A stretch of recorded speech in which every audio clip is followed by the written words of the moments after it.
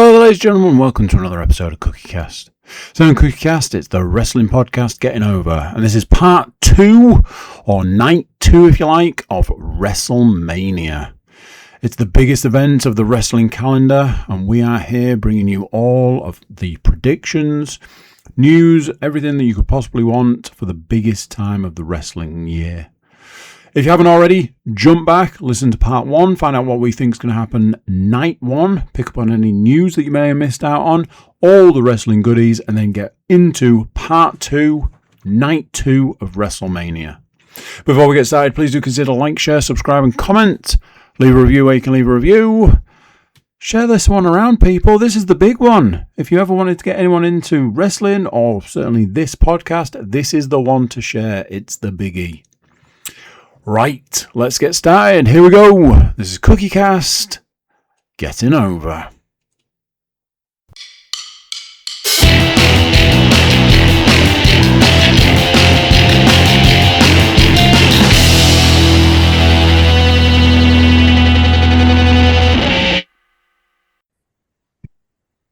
Welcome in, everybody. It is time for WrestleMania, but you found the Night 2 podcast. If you've not heard part 1, we've got 2 parts this time. It's WrestleMania time. It's 2 nights, it's 2 podcasts. If you've not heard part 1, just pause. Drop us a like after you've done, or before you've done that even. Just skip back to the last episode and we'll meet you back here. Maybe with a brew if you've got one going. We'll see you there. If you have heard part 1, we shall continue on to night 2. You see, for those of you on YouTube, Paul is pointing to his brew. He doesn't really like Middlesbrough. He's just a massive Bob Mortimer fan.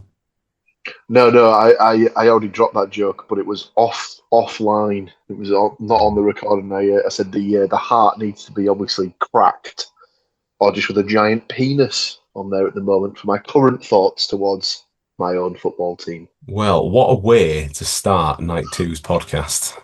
Paul dropping the P-bomb less than a minute in. For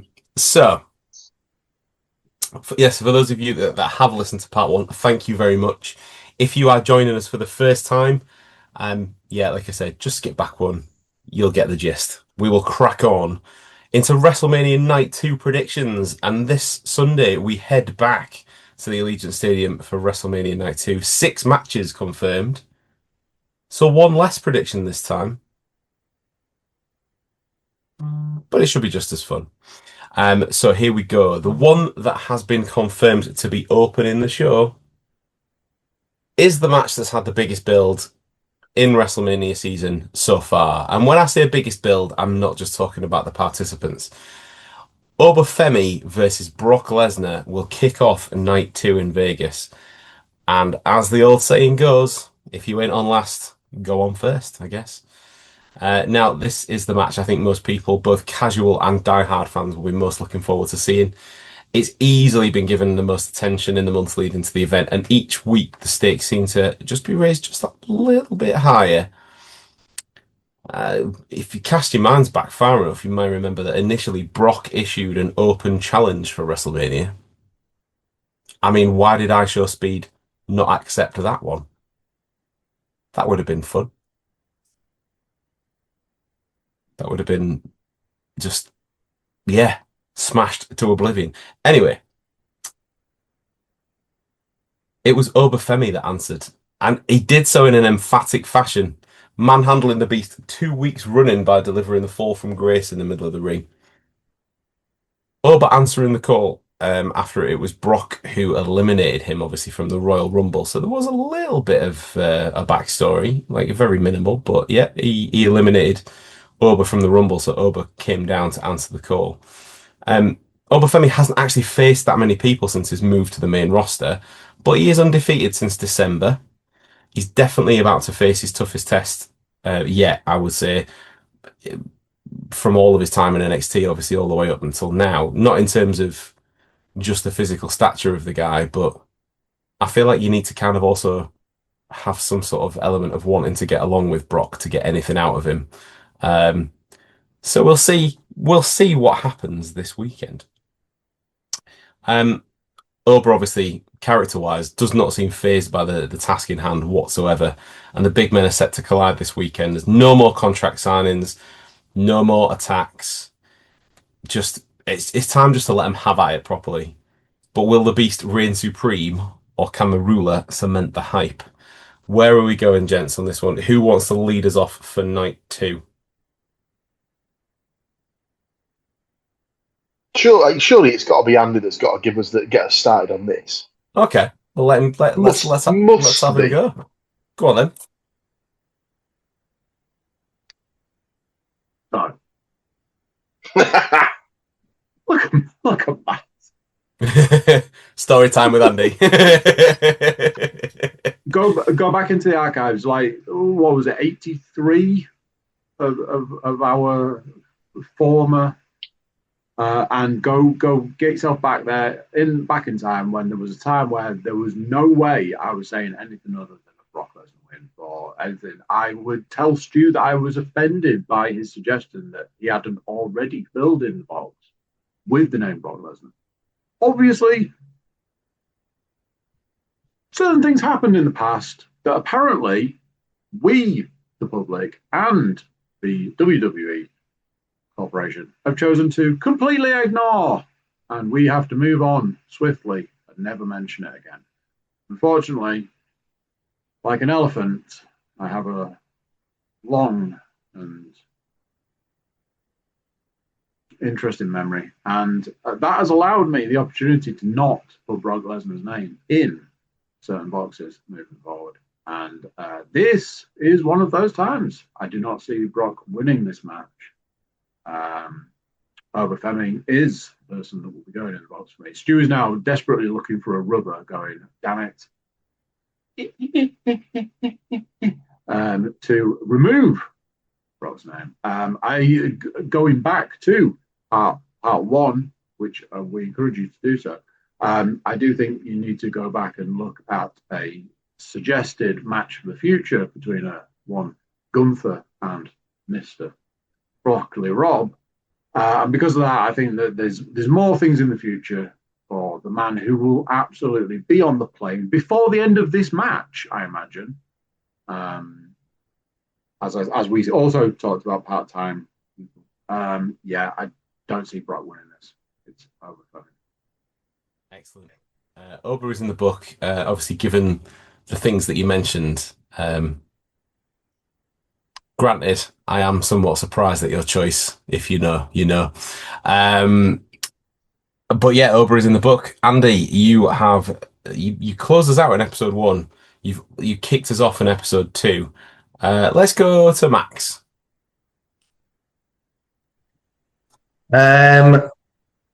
I'm torn ever so slightly. For me, I think if you look in recent weeks, Ober has stood tall over Brock. Come in, he got the most eliminations in the Royal Rumble. Deserves and needs that push, and I think him having a victory over Brock Lesnar will be excellent for his career. But it's WWE. It's ESPN, it's TKO. There's that relationship there with Brock Lesnar and the UFC previously, and is the bigger name. And it's Brock Lesnar. Does Brock Lesnar really lose? He doesn't. The reason why I'm torn is I don't know if Gunther's going to come out and potentially screw Brock, but that doesn't sit right with Gunther's character, and it wouldn't make Obafemi look strong. So I think Brock Lesnar's going to win. And I think as he's making his swift getaway, look back at Obafemi in the ring. I think there'll be I think either Brock gets the win, Obafemi leaves with Brock Lesnar down in the ring, and as Brock Lesnar's walking out, he turns to look at the crowd, and then Gunther comes out and attacks from behind to then build a story of Brock versus Gunther going forward. But I just don't see, as much as I'd like to see Obafemi win, I just don't see WWE. I don't know, kind of like what we said about the bigger name in the previous episode. It wouldn't surprise me. with Brock Lesnar being pretty much the biggest name, that they wouldn't do it. I hope I'm wrong. I really hope I'm wrong, but yeah. I mean, I really hope you're wrong as well, because I've also picked Oba like Andy did, and I want the points. I think they've done a good enough job in the space of time they've been building this to already basically Brock has put Oba over. Like that music hits, the staggered walk to the ring, every single person in the arena has been giving it Oba. It's got the Goldberg kind of vibe to his entrance, but with better music. And no headbutting of doors required. So I've got Oba down for the win. I'd also, as well, Max, like to cross-examine your evidence presented there. What's the obsession with Gunther needing to be the one that fights Brock? Like, surely what happens here is Oba goes over. You've got two big fellas. Why is it not Gunther versus Oba down the line? The only reason being, obviously, I know they had Gunther as this career killer, and there's the rumours that Brock Lesnar wants to retire, or is meant to be retiring this year. SummerSlam is going to be is it in Minnesota, which is Brock Lesnar's home state. So I just think, they put a rocket up Gunther, haven't they? Which is kind of stalled because I think the initial plan was, or what's kind of being said was the initial plan was that Rey Mysterio was going to retire and he was going to retire Rey Mysterio, but that's not happened. So it's kind of stalled a little bit. Obviously, they've pivoted with the whole Seth Rollins thing. And I think ultimately they want to get him back to that position of being the career killer and have him get more under his belt potentially. And I think Brock Lesnar would be a way to go. That's only why I've got this obsession with seeing Gunther versus Brock. Okay, that's fair enough. It was confusing to me because it was bad guy versus bad guy, but that makes a lot of sense. So fair enough. Okay, Paul. Yeah, I'm another one in the Oba camp personally. I just don't see any benefit to beating him for the next year, 18 months, 2 years, possibly longer. Like the guy's just an absolute monster, and why would you not have him just run through everybody and just yeah, I get it that Brock's this killer and stuff like that, but Oba's he's got the potential to be like the best thing they've ever brought up from NXT. If they've sort of positioned him correctly, that guy could almost quite literally carry the company on his shoulders for the next 5 to 10 years. And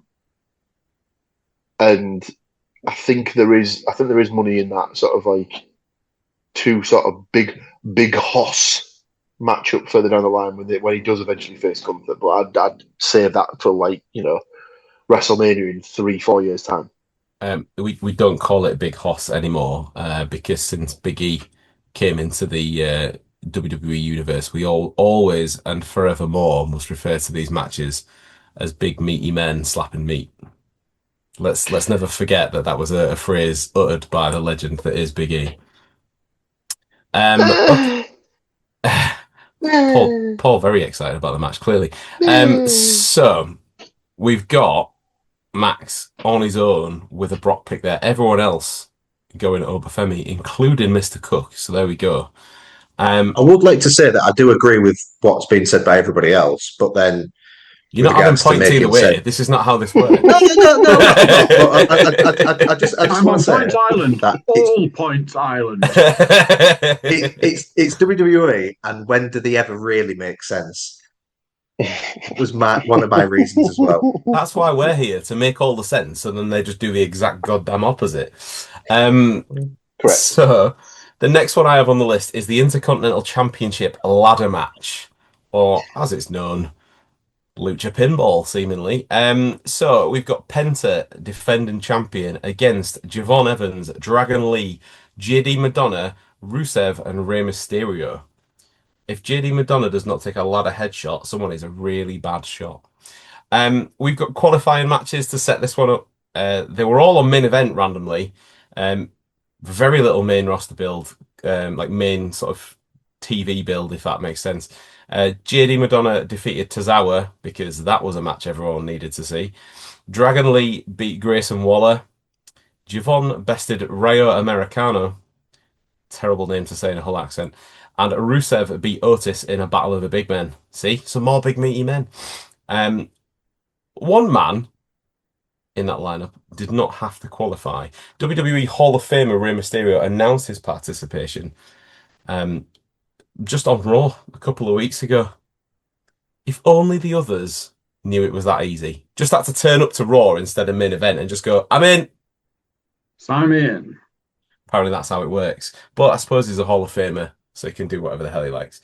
But now it'll be all eyes to the sky as this real mix of styles in this one look to climb the ladder and claim the Intercontinental Championship for their own.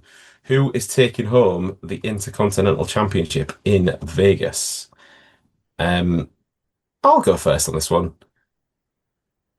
I just have it down as a straight retention. I think it'll be to quote none other than Matt Hardy, this will be an absolute spot monkey fest.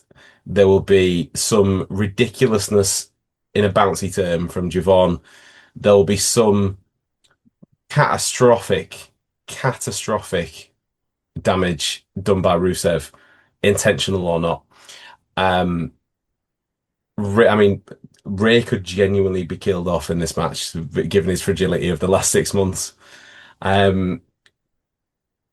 The Rocket has been strapped firmly to Penta. I think they'd like to strap it to Javon, but it may be just a little bit too early for him at this juncture. So I think Penta to retain. Also, as well, side note, what the hell does Rey Fenix have to do to not get in this match with the other people that are in it? I'd love it to be Dragon Lee. I think Dragon Lee is great, but I just don't think he's big enough yet. So, like I say, Penta for me. Andy? Yes, sir, Bob. I am with you 110%. Penta for a retain, like I alluded to earlier. I like to get a champion switcheroo somewhere in there, but I also like to have some retains just to keep it, keep it a mixture, a little 50-50 going on. This one makes sense to just leave it where it is. The Rey Mysterio thing, I think, comes off the back of some of our previous mentioned injuries and things. I think there was a plan to maybe retire Rey Mysterio at some point. But seeing as he's still there, still around, just slot him in somewhere. Why not? Okay, we're in. We're good. We are cooking on gas. Paul? Reg.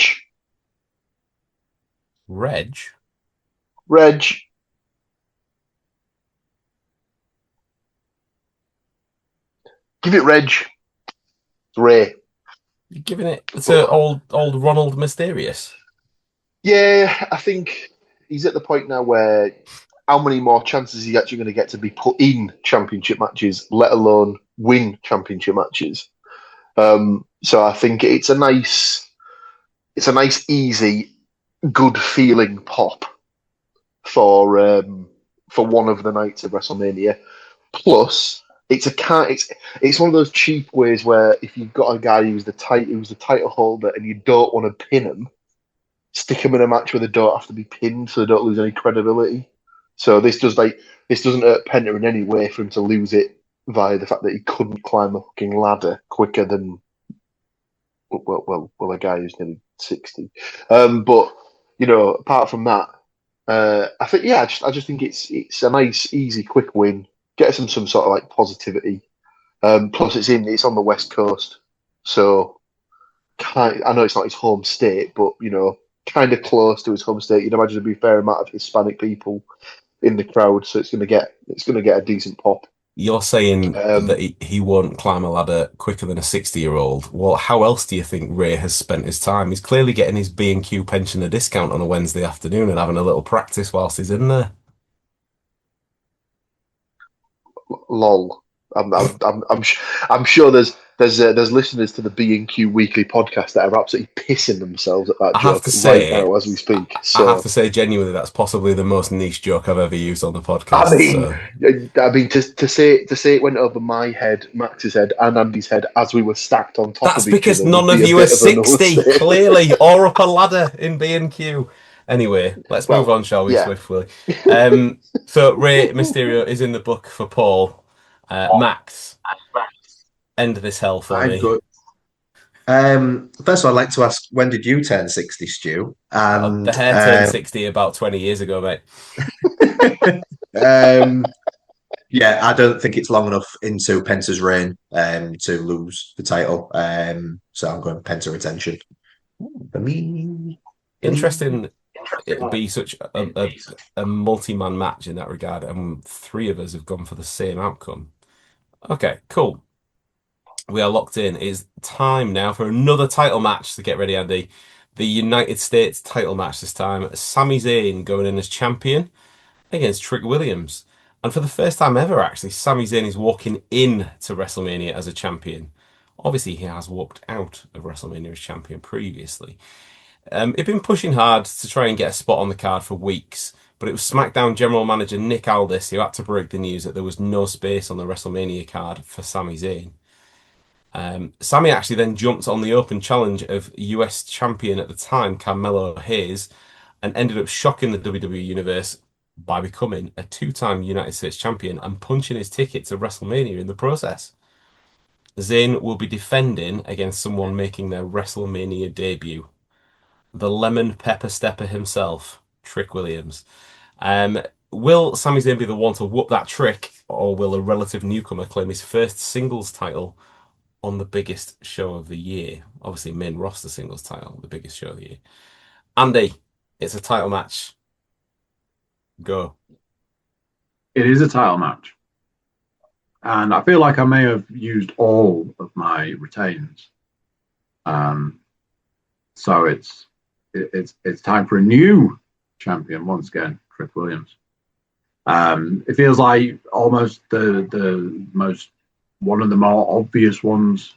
There seems to be a lot of heat building there. Seems to be a lot of push, and I think a title win will just obviously push that over and finish what they've obviously started. He seems to be everywhere at the moment, whereas Sami doesn't seem to be. So I think they've been pushing and pushing and pushing, and this win is going to push the final push, and then they can carry on from there. So, Okay. Trick Williams is in the book. Max. Trick Willie. Sami Zayn's just. I love Sami, but they'll only ever see him really as a transitional champ, won't they? And yeah. Okay. No worries. Don't need to have any more. Paul. Yeah, it's another one that falls into the category of why would you call him up and then beat him so early and so like that. So I think Trick Williams for me as well. Okay. But I'd seen something about like another sort of call for this could be a potential double turn sort of like scenario where because like apparently stuff in the previous weeks has been a bit murky with the sort of like how which way like each guy's sort of like playing it. Like Trick's a heel but has done some sort of face type stuff. Sammy's a face but has done a few sort of heely type tactics and stuff like that. So you might have like a situation where like I don't know, could this be where KO comes back in? I'm surprised we didn't mention KO as a returnee for the Orton Rhodes match actually. But yeah, Trick. Okay. In which case, it is a clean sweep across the board. We're all going for Trick Williams. I'm really sorry, Sami Zayn. you're a very hard worker. You're a very good worker.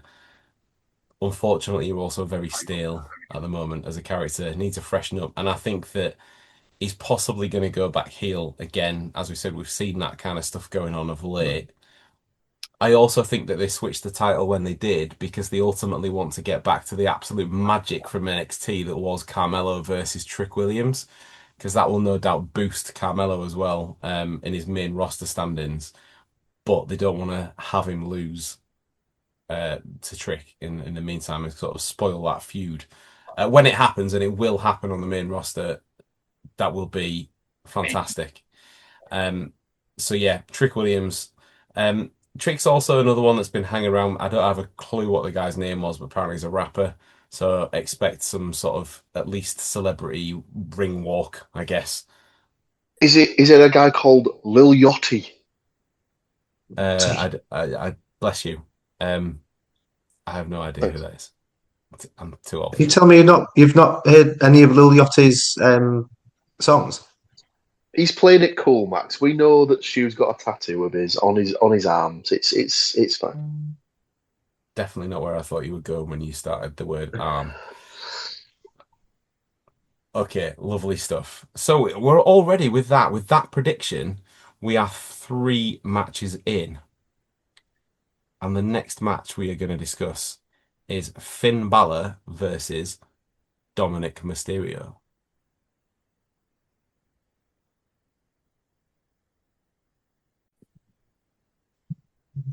So parts of the now fractured Judgment Day collide at WrestleMania when Finn Balor, now exiled from the group, takes on Dominic Mysterio this Sunday.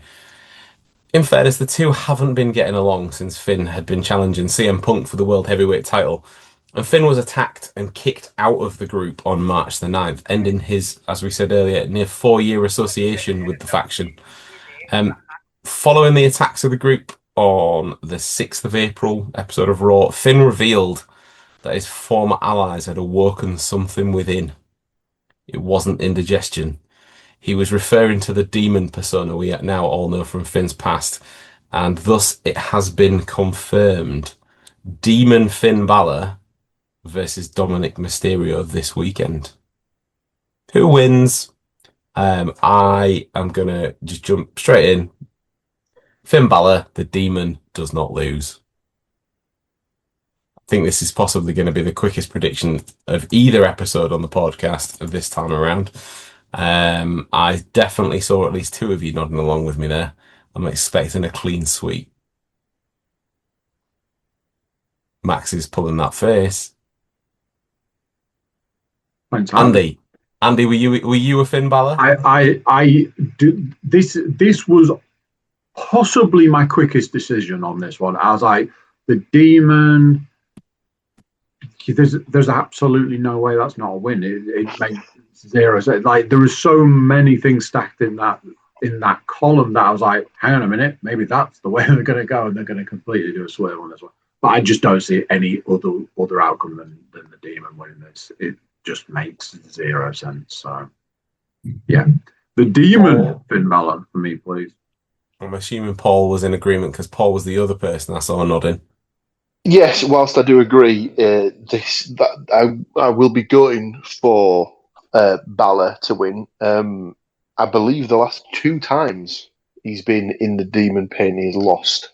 As did he not have the match against Edge at Mania that he lost? And I'm pretty sure he got beat by Roman when they had that weird sort of finish where they sort of like brought his music up as the heartbeat thing, and he just basically sprung up from the floor, which was weird.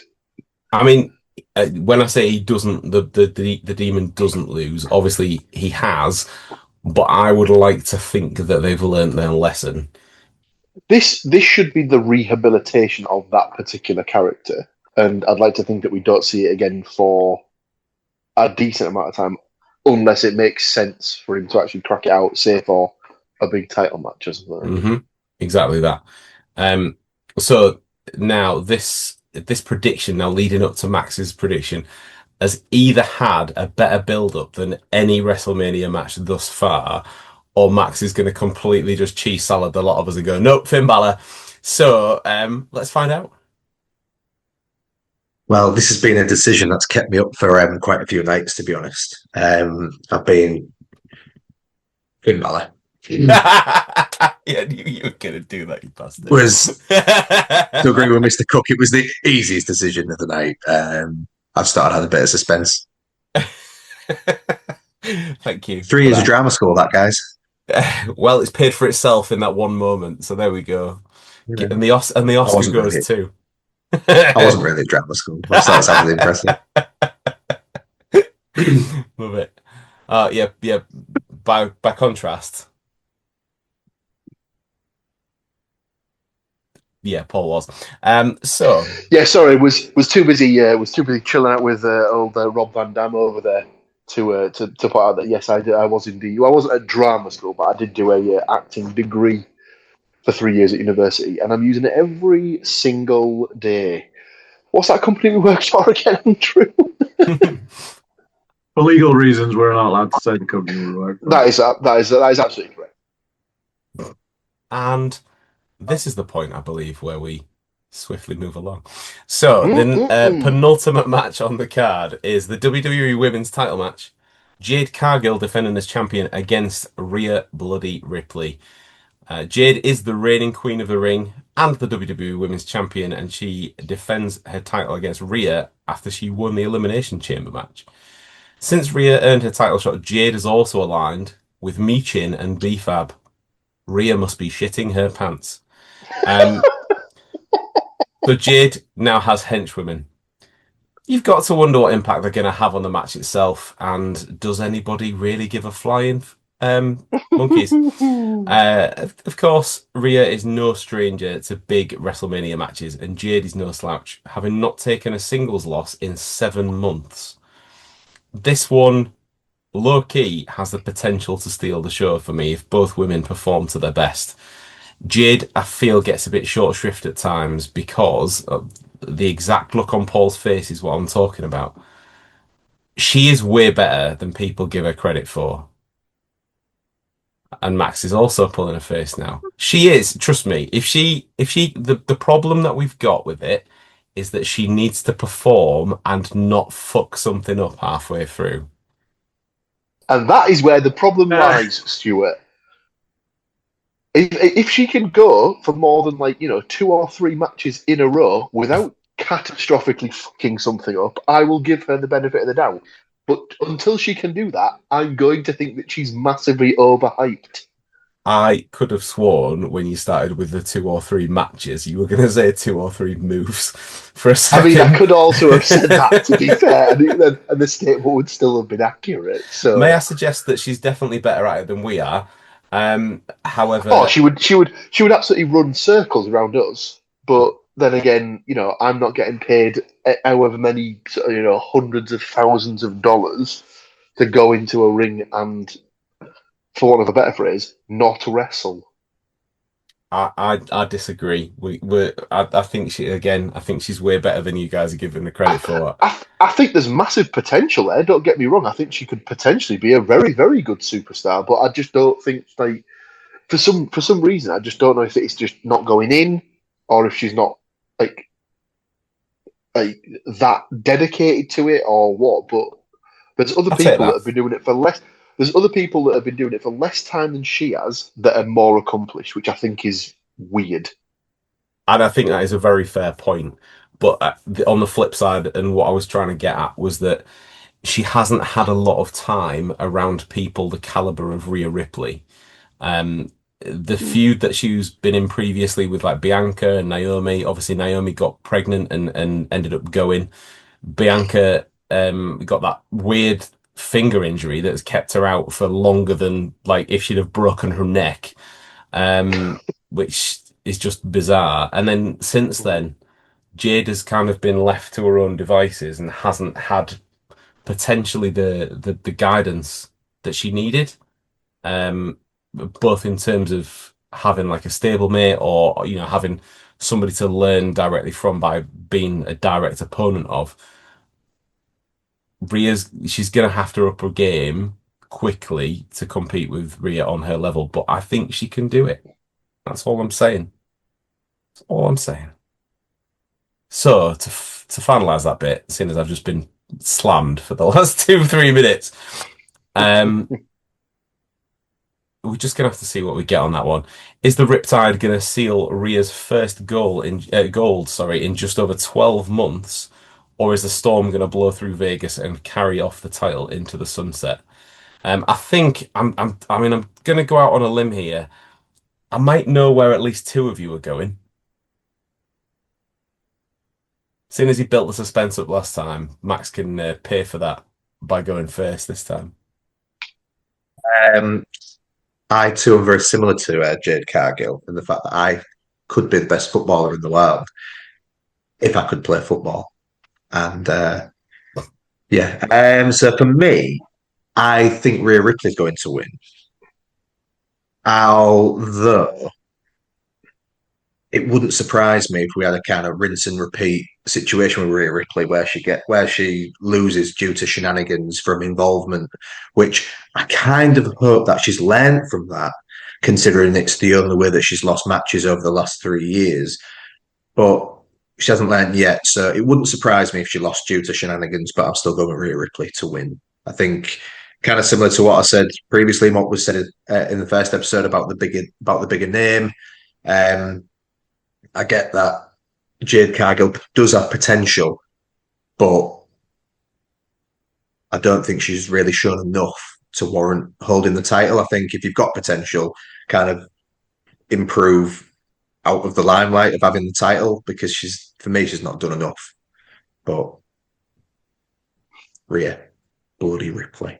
Okay. I will just jump straight on afterwards. I also think Rhea is going to win.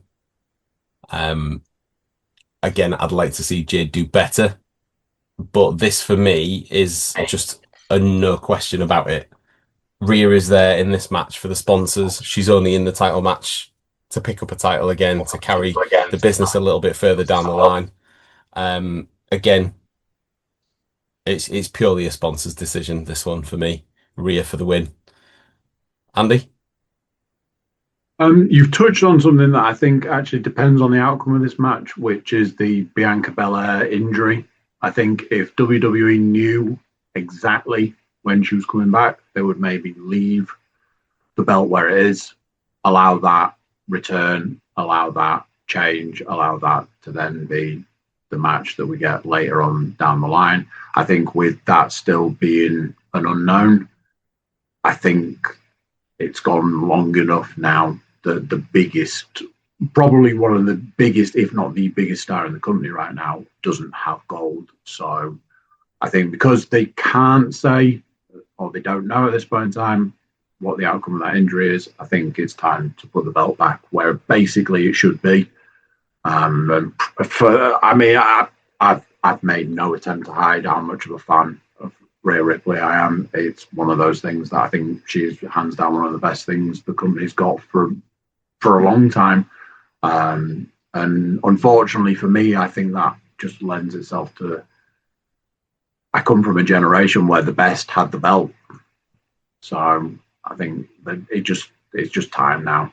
Enough time's passed without being able to sort of work some story stuff. It's a real win for me. Okay. So are we going to get a clean sweep?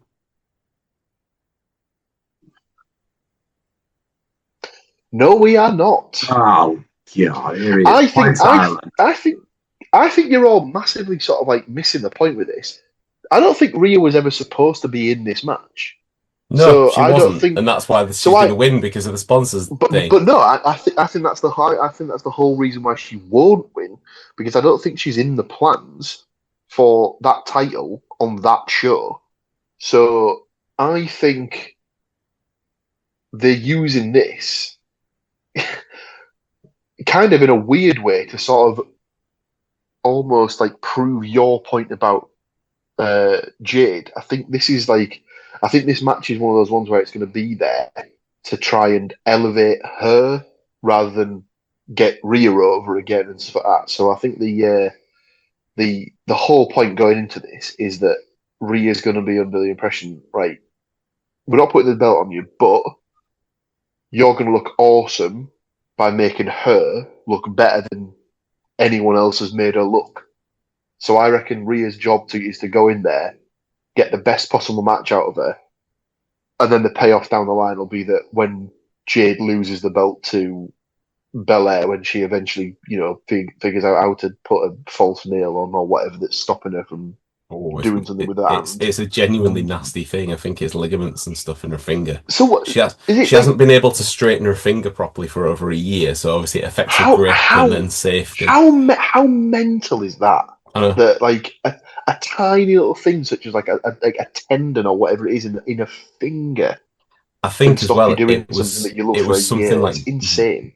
It was like a really innocuous thing that did it as well. Yeah. But like, I think like there's been stuff in football before, hasn't there? Like where people have sort of they've thrown their back out like by like getting up off the sofa like in the wrong way, or they've dropped like a jar of mayonnaise on their foot and it's like put them out for 3 months or something. Like you always see these really like innocuous sort of injuries that end up costing people like massive amounts of time, and it's just really, really unfortunate. I think my concern, and I still think Paul put a very good argument across, but I still think Rhea will win. My concern if Jade does lose is where does that leave her with this whole dynamic if she's got the henchwomen kind of thing as well? It feels a bit like well, that'd also be a point of it. It's like, does she blame it on them, and then they can they can spin that off into some sort of like, it doesn't make any sense to give her a faction and then her to not have a belt for the faction to protect, if that makes sense. Mm-hmm. Yeah, I'd take your point. That'd be my thought process on it. But again, we're not the ones making the decisions, are we? So I do take your point. Who gives a flying fuck what we think? I still think you're wrong, but I'll take your point. So here we have it, the last match on the predictions for this year's WrestleMania. What inevitably has got to be the main event of night 2, the World Heavyweight Championship match between CM Punk going in as champion against Royal Rumble winner Roman Reigns. Roman wasted absolutely no time in confronting CM Punk 2 nights after the Rumble on Raw. We've got a bit of a history past. They have a very different look on how the business should be, seemingly, and things got heated really from the get-go, and all of the history stuff been brought up. How Punk helped the Shield onto the main roster, but yet he doesn't need any help with anything because he's on his own. Obviously, then that's flipped around to how Punk deserted the industry for so long by Roman Reigns. CM Punk going back with the classic Roman Reigns jibe of, you're not here very often. But it was only really a matter of time before the verbal jabs became physical ones. Usos got involved as well. CM Punk ended up being put through the announce desk by Roman Reigns after they'd all had a go. But Punk did get his exact receipt just 7 days later. The following week, Punk came out, called out Roman Reigns for not being able to turn up a week after he got through the table, because Punk managed it. But again, we went back to the usual part-timer rhetoric, which has sort of really just fueled the OTC with his hatred of Punk. Again, this is another match which could be an absolute corker if they can resist the outside interference. The one lasting legacy that I don't want from the whole Roman Reigns Cody thing that we got in the WrestleMania builds is this need for some overbooked to hell, elaborate, wacky finish with 65 different run-ins and all this kind of shit. We don't need it. I'm going to go back to what we talked about on the first episode as well in the predictions. CM Punk had Pat McAfee's name in his mouth.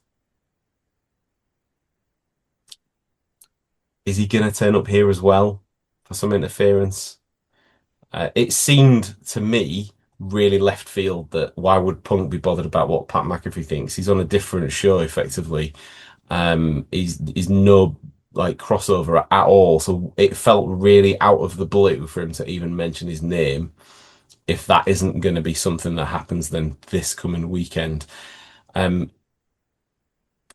Honestly, I could really do without Pat McAfee being the guy that decides the outcome of both of the main men's title matches this weekend. Just do without it. But yeah, this is the match. This is the one that's going to get the closing pyro, not only of the podcast but of WrestleMania as a whole extravaganza this weekend. And it's time. It's time to make that prediction. So, anybody want to lead off?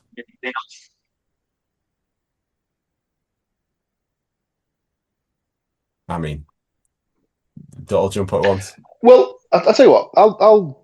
I'll jump in then. At this point, how pissed off do we think the overall creative team is that Rollins is now fit and healthy? When I think quite obviously around SummerSlam time last year, the planned main event was obviously Seth versus Roman, and Roman finally gets to beat Seth. Yep.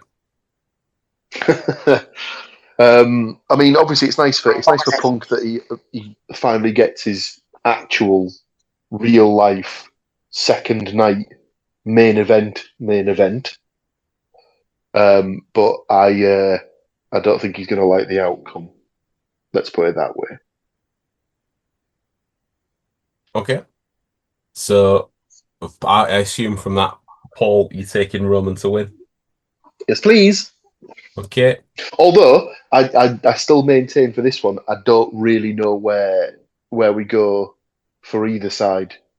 Like, I don't know who the next challenger for the title, regardless of who comes out of it, is, because I think the booking at the moment is possibly the worst it's been in a long time. Personally, that's my thoughts. But Okay. So Paul is in the book still for Roman. I will go straight off the back and say I've had a really hard time. Genuinely, not in a Max is acting kind of way. Like really difficult time picking a winner here. And I've already gone Ripley for the sponsors in the women's match. And the gut feeling initially was Roman for the same reason. But I don't know if they really want to travel that part-time champion route at the moment, given that I feel like the champion they need to be present on the show. Roman's got whatever story it's going to be with Jey Uso. Is he the guy that's actually in charge, etc., etc.? There's that bubbling away in the background already. Apart from Pat McAfee, what has Punk got? So I'm gonna say that for now, Punk retains, and the Pat McAfee stuff that I mentioned earlier will come into play, but just not on this night. And Punk not only gets that second night main event, but also gets a main event win for the records. For inevitably when, unless he absolutely like burns the place down,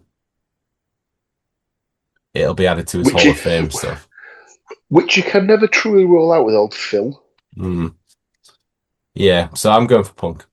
I saw Max laughing. I wasn't quite sure why, and now I want to ask. So Max can go next. CM Punk for me. I thought I was going to be the only one. Oh. I thought I'd said something stupid and not realised. No. Yeah, I agree completely with the part-time champ thing. I don't think they want to go down that route.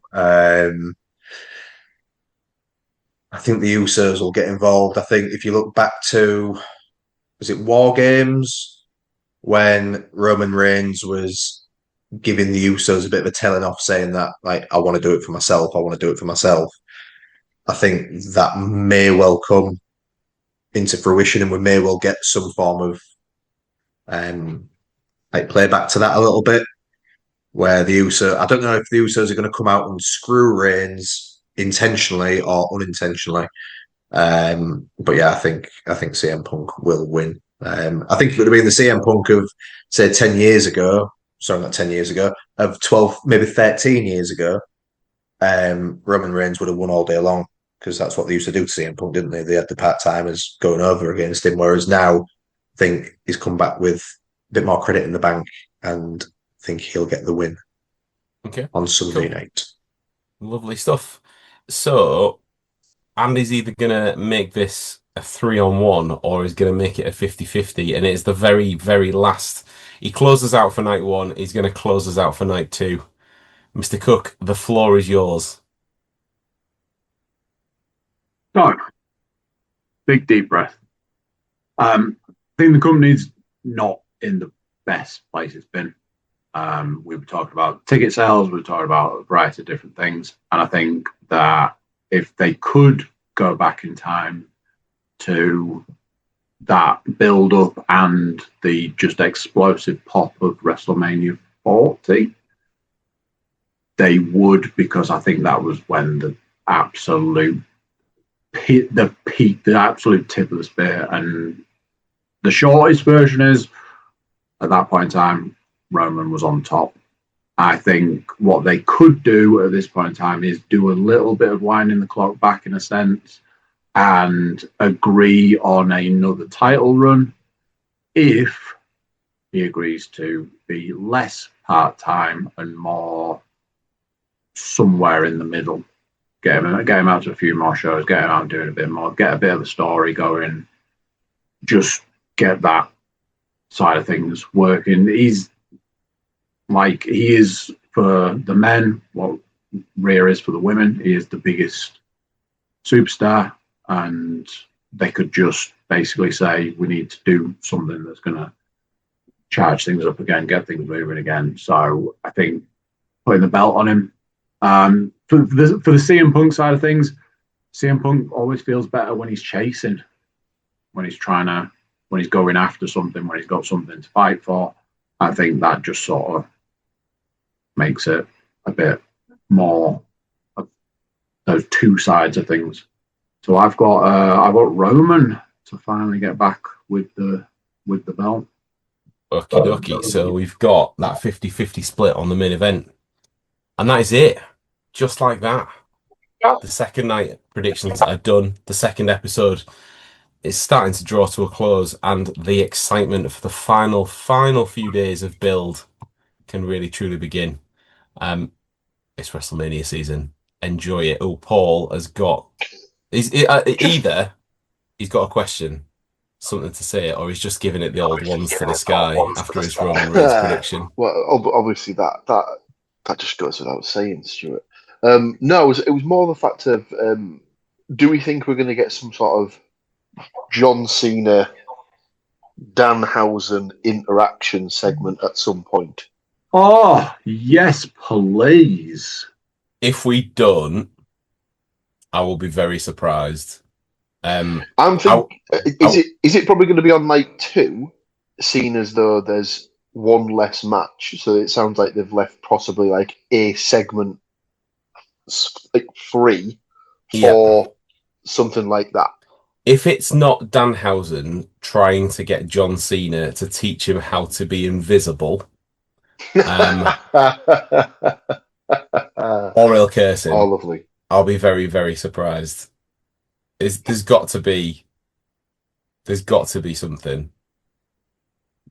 He's going to turn up across Mania weekend. I still have a feeling, as we talked before, that because it were a match light compared to night 1, if Nikki Bella is okay, I think we're going to get Io Sky, Asuka. I'd love to see Kairi in there as a triple threat, but it doesn't make the most sense at the moment.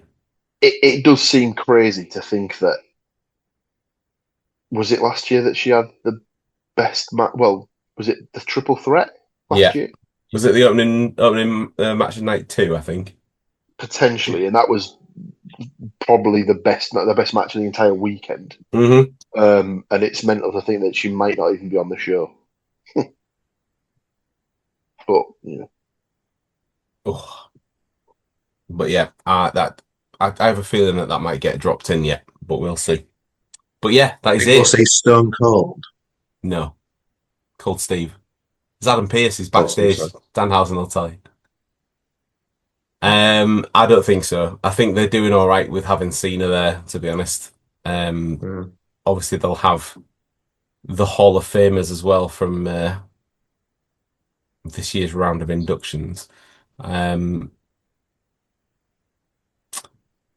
You see, that was man, we've skipped on a podcast, but the whole thing about that phone call is gonna if it ends up the McAfee thing ends up being absolutely cack, it's gonna really piss me off that phone call wasn't Charlotte, wasn't Stephanie McMahon. They could have played that after she did that whole segment the other week, but we could do another half an hour on this. But the GM also couldn't have been Hornswoggle, but you know. With that being said, that feels like a very strange place to end it. So we shall. It is time. Enjoy the last couple of days before WrestleMania. If you're listening to this on the day itself to get built up, enjoy it. I hope that you have the best weekend. It is Super Bowl time for WrestleMania. Get those snacks in. Right. We will love you and leave you and see you on the next episode with all of the results and to find out who is going to be the WrestleMania predictions champion. Thank you for tuning in. Thank you guys for being here, and we'll see you next time. Thank you. So there we go. What do you think of that? Part 2 done, night 2 done, and WrestleMania wrapped up all neatly for you. Before you leave us, do consider like, share, subscribe and comment. Leave a review where you can leave a review. Check out the website, thecookiecast.com. There we've got social media links and an email button, and that way you can get in touch with us. Drop us your predictions. If you predict, we'll send you a prize. If you win or win a combination or beat us on a combination of things, we will send you an even better wrestling-based prize. Free of charge. Nothing is free these days, yet this is. That is it for this one. Until next time, I'm going to say bye, and I'll see you then. This has been another episode of CookieCast. If you enjoyed this episode, please like, share and subscribe.